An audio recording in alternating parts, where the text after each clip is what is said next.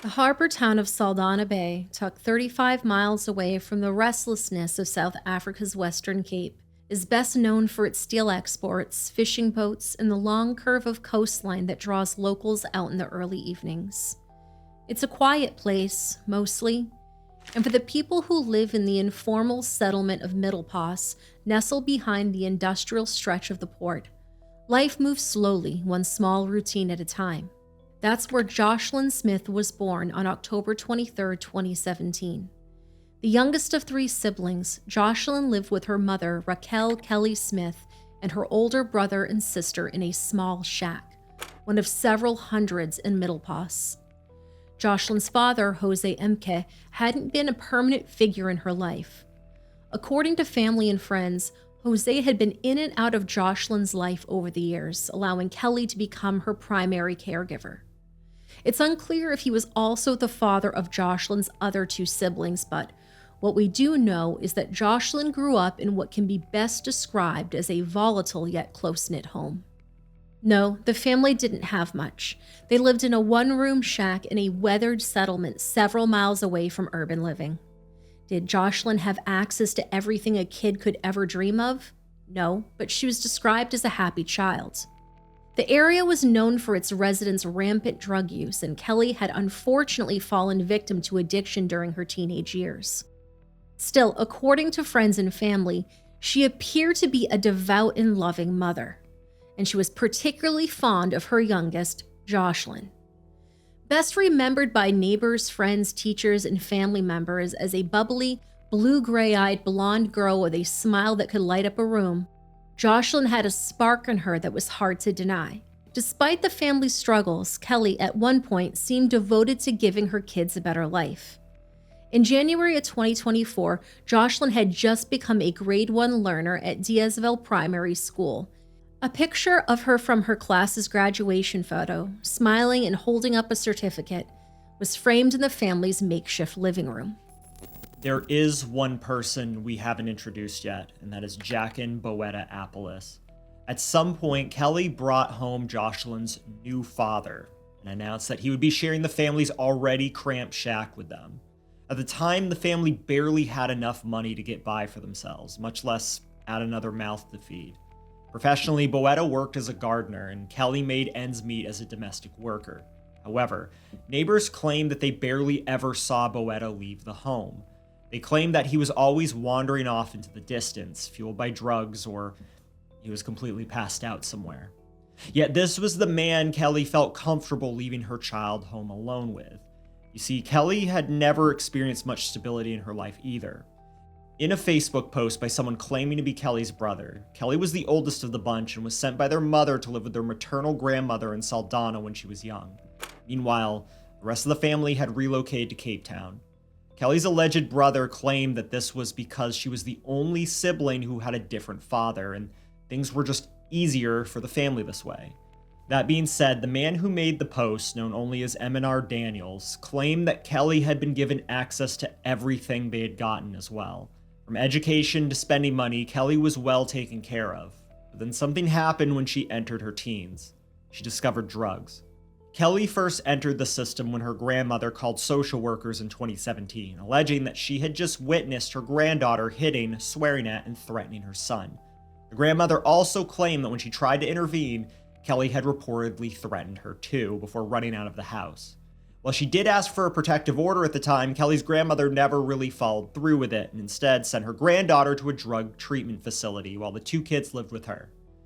Yes, this was back in 2016 when Kelly was still pregnant with Joshlin, so the possibility of her using drugs during that time is more likely than not.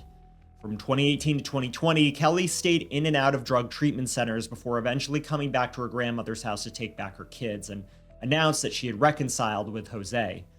Kelly's grandmother had reportedly gotten sick of her attitude by then, claiming that she was not the bright, young girl that she had raised.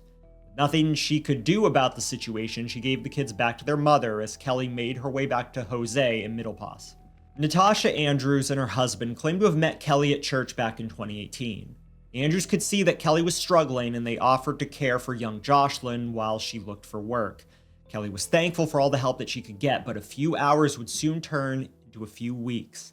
Natasha claimed that once Kelly hadn't asked about her daughter's well-being for weeks.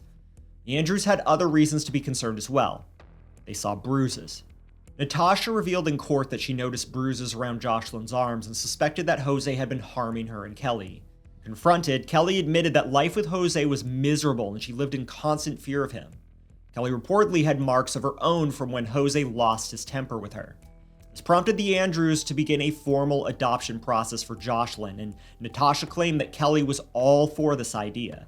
She stated that Kelly went as far as meeting with a social worker to begin the formal adoption process, but eventually she backed out when Jose contested it. The Andrews continued to be a fixture in Joshlin's life, and Natasha claimed that they couldn't, in good conscience, abandon the young girl they had grown to love. While the formal adoption process never took place, Natasha claimed that Kelly would leave Joshlin with the Andrews for several days on end. Kelly claimed that this was to keep her daughter safe while she navigated her relationship with Jose. Meanwhile, her two older kids were left in the care of friends and family as well until Kelly officially ended her relationship with Jose sometime before 2023. When Ranesh Sivnarain, Kelly's lawyer, asked if Natasha believed if Kelly could provide Joshlin a stable and loving home on her own away from Jose, Natasha replied yes. So, what went wrong here? On February 19, 2024, Kelly returned home to Middlepass after working at her employer's, the Zegers residence. According to what she told police, Joshlin and her brother hadn't gone to school that day because their school uniforms were dirty and Kelly didn't have the money for detergent to clean them. Kelly claimed that she couldn't find either Joshlin or Boetta, but eventually managed to track him down smoking in another shack. When asked about Joshlin, Boetta looked her in the face with a blank expression and claimed that he hadn't seen her since 9 a.m. that day. As it was almost dark out, a panicked Kelly ran to ask her neighbors if they had seen her daughter. A few hours later, the police were called and Joshlin Smith was reported missing. She was last seen wearing a blue t-shirt and blue denim trousers, identified by a birthmark on her right arm. The residents of Middlepass had nothing except one another, so when news spread of a young 6-year-old girl that hadn't been seen since earlier that morning, search parties began scavenging through the nearby dunes almost immediately. Namla Tinsey, one of Kelly's neighbors, claimed that she traveled with her all the way to Diazville searching for Joshlin, but nothing came up. Namla later told investigators that Kelly was a nervous wreck, crying and yelling for her daughter, yet she was somehow calm to the point of making jokes with her on the way back. Now, Namla wasn't the only one who was unnerved by Kelly's behavior. In fact, police officers who traveled all the way from Cape Town to investigate Joshlin's disappearance on February 20th claimed that she was blasting music from her shack. Kelly recalled the sequence of events from the 19th again. She'd left her 2 kids in her boyfriend's care while she went to work at the Zegers residence. When she came back, Joshlin wasn't there. Naturally, the police assumed that the person who could tell them more about Joshlin's whereabouts was Boetta. The police eventually found him smoking in a shed somewhere off in the distance. They were accompanied by Kelly, who immediately asked her boyfriend if he'd filled the gas tank and nothing else. The police claimed that Boetta was less than forthcoming with information when asked, and instead he seemed jittery. All he claimed was that he lost track of the day when he was meant to be taking care of Joshlin and didn't know where she had gone. A week later, on February 27th, he was re-interviewed by the police. This time, Boetta claimed that while he felt responsible for Joshlin's disappearance, he didn't know where she was. According to South African Police Service, a child goes missing every 5 hours in South Africa. And while every case is critical and should receive the utmost attention, Joshlin's case had blown up to an extent that Kelly couldn't have imagined or wanted. Residents of Middlepass searched far and wide, and investigators from Cape Town came to assist with the search. Kelly was interviewed by local news stations, and there were missing persons flyers for Joshlin everywhere you could look. People quite literally could not rest until that young girl was found alive and well, and Kelly claimed that she thoroughly believed her daughter would come back to her safe and sound. At the same time, however, an investigator claimed that Kelly almost seemed giddy with all the attention that she had been receiving from the whole ordeal, claiming that her daughter had made her famous. Kelly's estranged sister, Michaela Daniels, claimed to have received a voice note on Facebook Messenger from Kelly in January of 2024, a month before Joshlin's disappearance. Michaela was a police constable attached to the public order policing in Northern Cape, and she stated that Kelly randomly initiated a conversation with her one day asking about her well-being. The conversation was short-lived, but picked up again on February 21st, 2024, when Kelly informed her sister that Joshlin went missing. Michaela was worried, naturally, and stated that she tried to ask Kelly for more information, only to be left on read for several hours before eventually getting a response. It read, "My sister, my child is here in the informal settlement. Someone wants to sell my child, but Saldanha is currently a hotspot." Michaela claimed that she tried to get a hold of Kelly over the next several days, asking her about Joshlin's whereabouts and more questions about Boetta and his relationship with the kids. Kelly responded a week later, and I quote, "My sister, the questions you're asking are what police already asked. I know you're a police officer, but I am not going to answer these questions again." Kelly's grieving mother persona didn't stick for long, and police were called to take her and Boetta into protective custody after neighbors in Middlepass began threatening the duo for acting callously about Joshlin's disappearance. In the meantime, on March 1st, 2024, Jose MK called the police to reveal that he believed his ex had sold their child to pay off a bad debt that she'd incurred a few months ago. The search for Joshlin Smith began to intensify as it had now been over 11 days since the young girl was reported missing. Kelly and Boetta weren't of any help, with Boetta changing the testimony time and time again, claiming that Joshlin left to play with friends and her brother was picked up by his godfather, at which point he left the residence too. And now, in the middle of it all, Jose claimed that Kelly sold Joshlin. Teresa LaRue, a member of local government and part of the search team looking for Joshlin, also raised suspicions over the whole ordeal. She told news teams they'd been searching for Joshlin for days, yet nothing had turned up. It was almost like the 6-year-old vanished into thin air, but that's impossible. In an overcrowded settlement like Middlepass, during daytime no less, how could a young girl just disappear without a trace?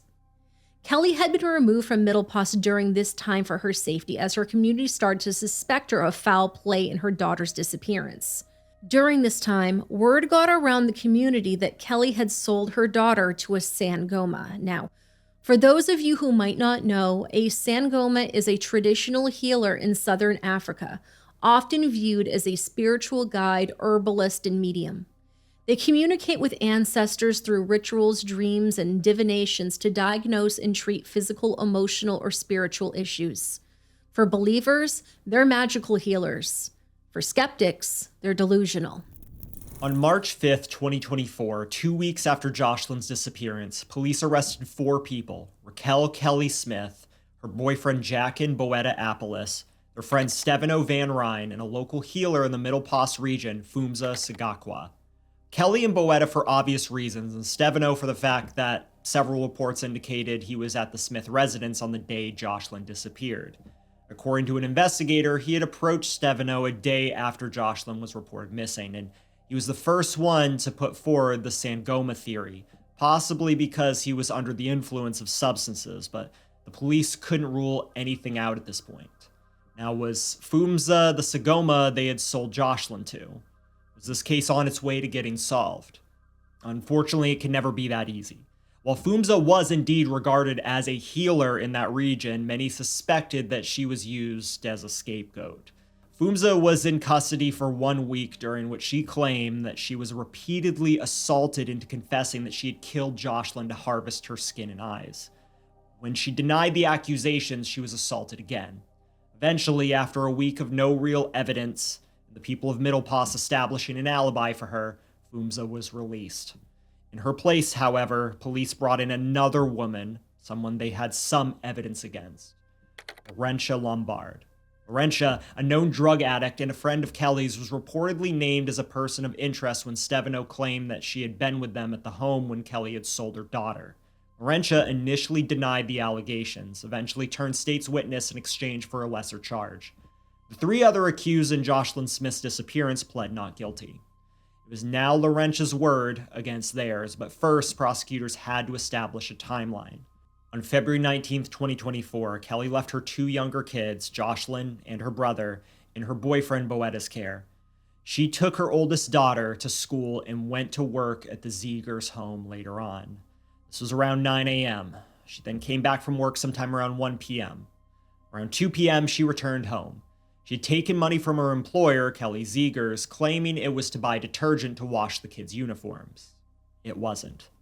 Kelly instead used that money to buy Tick, the local name for Coke in the Western Cape region. Joined by Stefano, the couple used the substance before Kelly announced that she was due back at work. She claimed that her kids were in the shack during this time, bathing. When she left, Boetta picked up the story, claiming that Laurentia came over for a few hours and offered to smoke with him. He obliged while Joshlin went out to play. After they were done, Boetta made his way into another shack where he passed out until Kelly woke him up, asking where Joshlin was. Detective Constable Rafilwe Sekhope, a member of the Family Violence and Child Protection Unit, claimed that she interviewed both Laurentia and Stefano on the night that Joshlin was reported missing. Asked by the state's prosecutor about Laurentia's demeanor, the detective said she was jittery and scratching her arms and head. She said, "I had already learned that she was using drugs, so I asked her if she had used any drugs on that day, and her answer was, not yet." The detective claimed that Stefano brought up the theory that Joshlin might have been taken by Sangomas. She said Stefano claimed that Laurentia had left with Joshlin and did not come back with her while he was there. According to Detective Constable Sekhope, "I don't know if there was a question posed to him about what he thought happened to the child, but he said he suspects Lombard's boyfriend, Ayanda, might have given the child to a Sangoma." In March of 2024, police found bloodstains on a discarded bedsheet and pillow cover. It was later found that the blood was not Joshlin's blood. Kelly Ziegers claimed that the day after Joshlin's disappearance, she noticed a shift in Kelly's demeanor. She claimed to have begged her mother's employee to share any information she had with the police. Mrs. Ziegers claimed that she had a hunch that Kelly was protecting someone and asked Kelly to consider the safety of her child. Mrs. Ziegers claimed that she noticed inconsistencies in Kelly's behavior, not something she would have expected from a mother whose daughter had been just reported missing.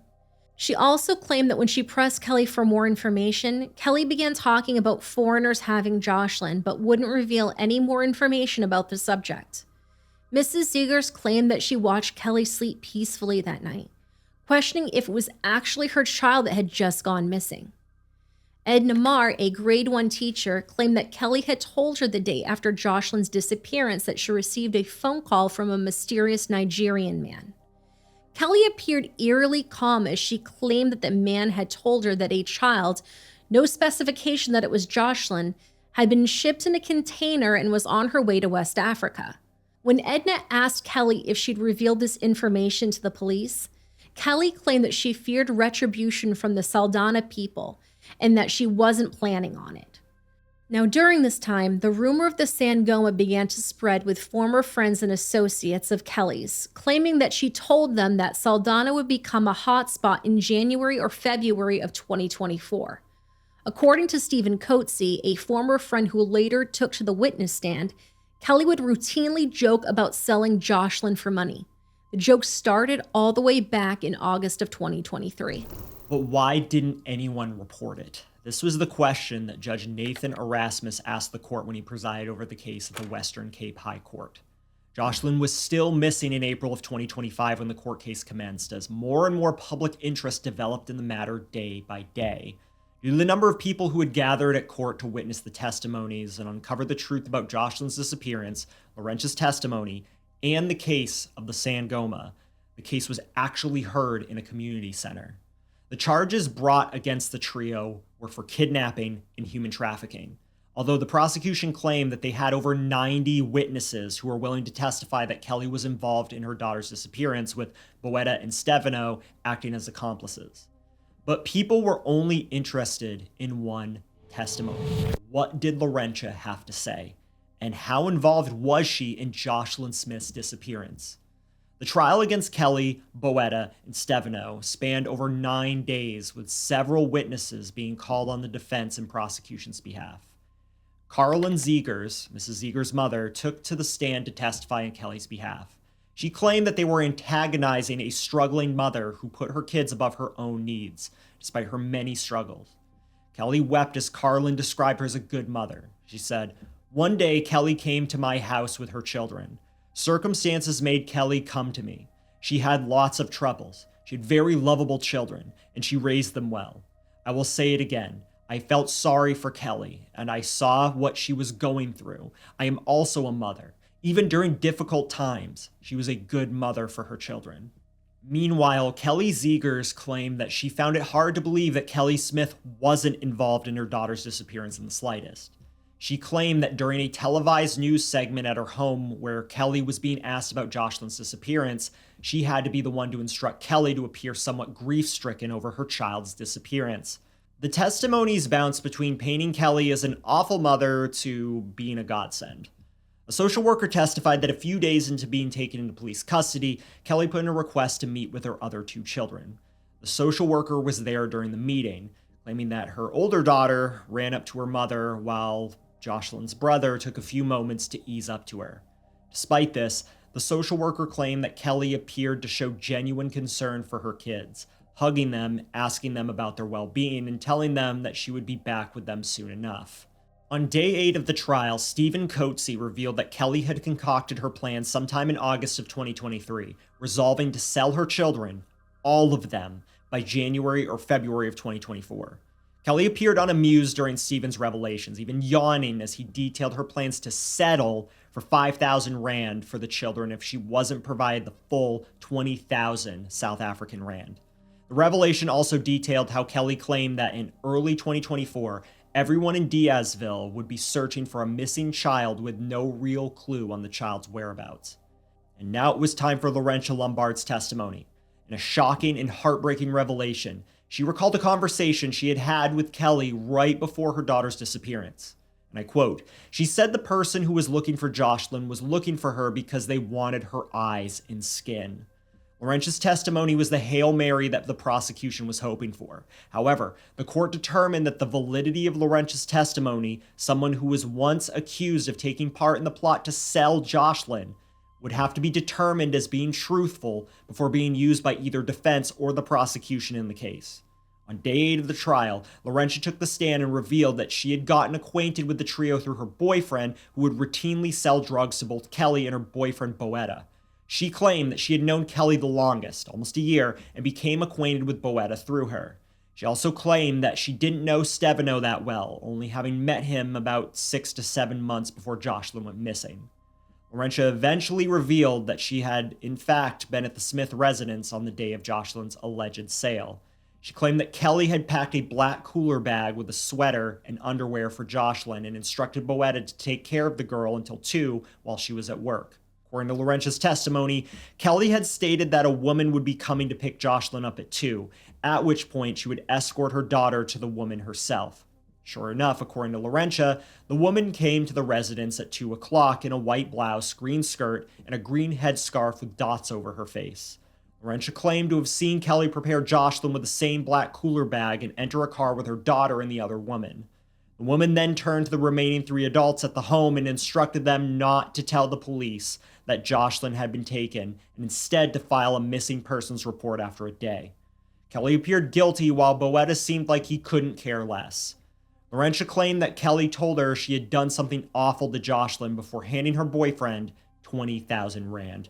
Hours later, when Kelly had reported her daughter missing and had arrived at Laurentia's residence with the police, asking her if she knew where Joshlin was, Laurentia asked her why she wasn't telling the police about the woman, the sale, and whatever had just happened. Laurentia claimed that Kelly offered her 1,000 Rand while she offered Stefano 1,200 Rand, and the remaining would be split between her and Boetta. Laurentia expressed remorse on the stand when asked how she felt following the incident and regarding her involvement. She said, "I feel very hurt. I am a mother of 4, and I didn't know the plans Kelly and Boetta had. I only overheard them at a later stage about plans to sell the child. I tried to stop her, but she wouldn't listen. Wherever Joshlin is, I appeal to whoever may have the child. Please bring her home. I hope the child is alive. I am so sorry that I was involved." Kelly had no emotion throughout the trial. Her defense leaned on the lack of physical evidence, but never addressed her inconsistencies from the beginning. They said the case was based on speculation and rumors. Boetta's lawyer stuck to that story, saying there was no forensic evidence tying his client to anything. Stevano's defense was more direct. He blamed Laurentia and suggested she had done more than she admitted, but the court wasn't convinced. On May 2, 2025, Judge Nathan Erasmus delivered the verdict in a quiet courtroom filled with reporters, families, and protesters waiting outside. He found Kelly Smith, Jack Annapolis, and Stefano Van Ryn guilty of kidnapping and human trafficking. He said their behavior after Joshlin's disappearance was not that of distressed caregivers, but people trying to cover their tracks. Even though Joshlin's body had never been found, he made it clear that the evidence, including phone records, testimony, and behavioral patterns, spoke volumes. The sentencing was postponed to May 23rd. The court stated that additional witnesses might be called and that forensic specialists were still reviewing Jackin's phone and vehicle, which hadn't been thoroughly examined earlier in the investigation. But none of the 3 convicted individuals had offered any new information, shown any kind of remorse, or said where Joshlin was, which was why justice had not been served yet for the people of Saldanha Bay. Joshlin's paternal grandmother, Rita Yan, said she was satisfied with the judge's ruling, but urged Kelly to reveal where the child is. She said, "The verdict is good, but Kelly hasn't told us where Joshlin is. That breaks my heart." The Western Cape Police Commissioner confirmed the case remains open, noting that police have even searched a ship in the UK for 3 days. He criticized Kelly for not testifying, saying, "She chose to remain silent, but we will keep investigating." A few days after the trio were sentenced in Joshlin Smith's case, the mayor of Saldanha Bay, Andre Truder, confirmed that the house where Joshlin disappeared had been set on fire. He reported that no one had been injured in the suspected arson, but that no arrests had also been made. Joshlin's name still appears on South Africa's National Missing Persons database. The photo hasn't changed. Jail sentences will follow, but the question that matters the most, where is Joshlin, was never answered. Her case is still open. According to the Western Cape Police, investigators continue to follow every lead. If you drive through Middle Pass today, you might still spot a picture of Joshlin Smith, bright-eyed and smiling, with the words "missing" written at the bottom. Joshlin Smith, born October 23, 2017. Disappeared February 19, 2024. Never found.